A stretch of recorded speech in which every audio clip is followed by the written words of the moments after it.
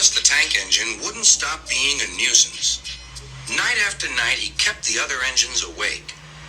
I'm tired of pushing coaches. I want to see the world. The other engines didn't take much notice, for Thomas was a little engine with a long tongue.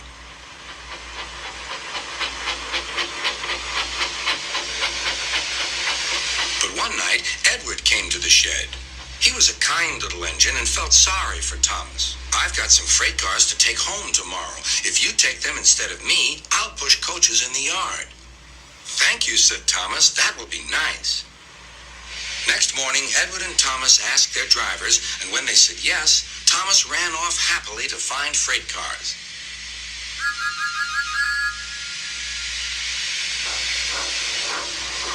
Now, the freight cars are silly and noisy. They talk a lot and don't attend to what they are doing.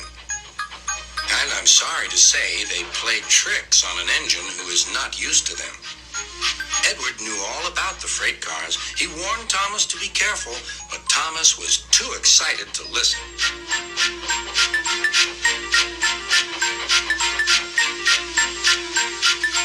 The shunter fastened the coupling, and when the signal dropped, Thomas was ready. The conductor blew his whistle. Beep, beep, answered Thomas, and started off. But the freight cars weren't ready. Oh, they screamed. Wait, Thomas, wait. But Thomas wouldn't wait. Come on, he puffed. All right, don't fuss, grumbled the cars.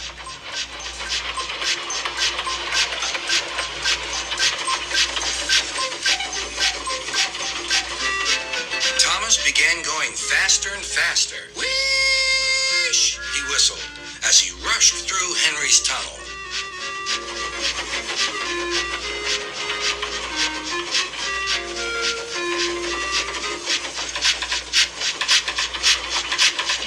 Hurry, called Thomas.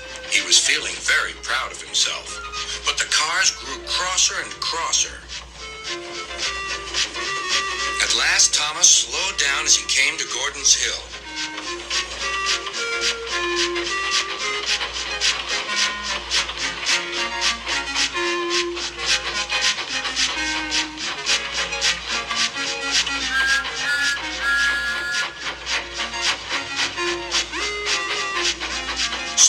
Steady, warned the driver as they reached the top. He began to put on the brakes. We're stopping, called Thomas. No, answered the cars, bumping into each other. Go on. Before the driver could stop them, they had pushed Thomas down the hill and were rattling and laughing behind him. Poor Thomas tried hard to stop them from making him go too fast. Stop pushing, he hissed. But the cars took no notice. Go on, they giggled in their silly way. There's the station. Oh dear, what shall I do? Cried Thomas. They rattled straight through and swerved into the goods yard. Thomas shut his eyes. I must stop. When he opened his eyes, he saw he had stopped just in front of the buffers. There, watching him, was Sir Topham Hatt. What are you doing here, Thomas? He asked. I've brought Edward's freight cars, Thomas answered.